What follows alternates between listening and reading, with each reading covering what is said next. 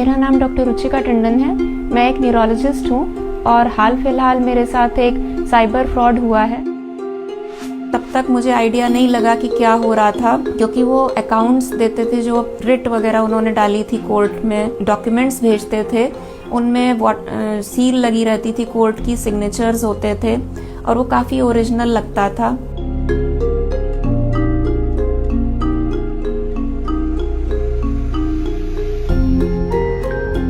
एक दिन मॉर्निंग में कॉल आया, हमें आपको फिजिकली अरेस्ट करने के इंस्ट्रक्शंस मिल रहे हैं और 5 मिनट के अंदर पुलिस आपके पास पहुंच रही है। हमने सबको अलर्ट कर दिया है आपके आसपास के पुलिस स्टेशन में। कहा कि हम फिर भी बात करके अपने सीनियर से ये ट्राई कर सकते हैं कि आपको डिजिटल कस्टडी में रखा जाए।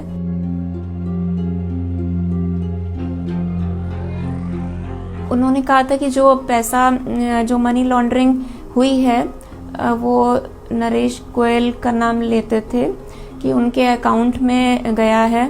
दूसरे दिन कोर्ट केस चलाया और उस कोर्ट में जज आते थे, एक सीबीआई ऑफिसर आते थे, अपने आईडीज दिखाते थे और फिर उन्होंने सर्विलियंस रूल्स बताए कि कैसे हमेशा कैमरा ऑन रखना है, कोई आ नहीं सकता है, किसी से बात नहीं करनी।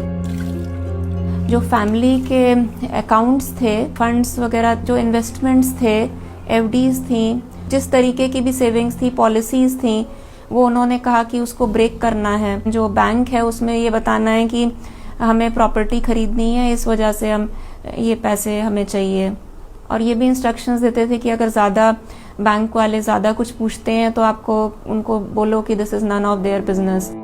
अराउंड 1 वीक में मैंने वो अलग अलग अकाउंट्स में पैसा ट्रांसफ़र किया और जब ये सारा पैसा around between 2 to 3 crore transfer हो गया उनका अकाउंट में, तब फिर उन्होंने कहा कि हम बेल दे सकते हैं, तो आप ड्यूटी पर अब जा सकते हो।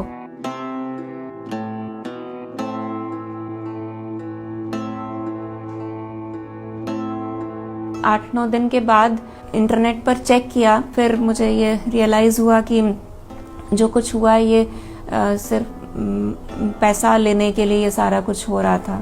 When I went to the police station, तो फिर वहाँ पर उन्होंने छूटते ही ये बोला कि कहीं पैसे तो नहीं ट्रांसफ़र किए।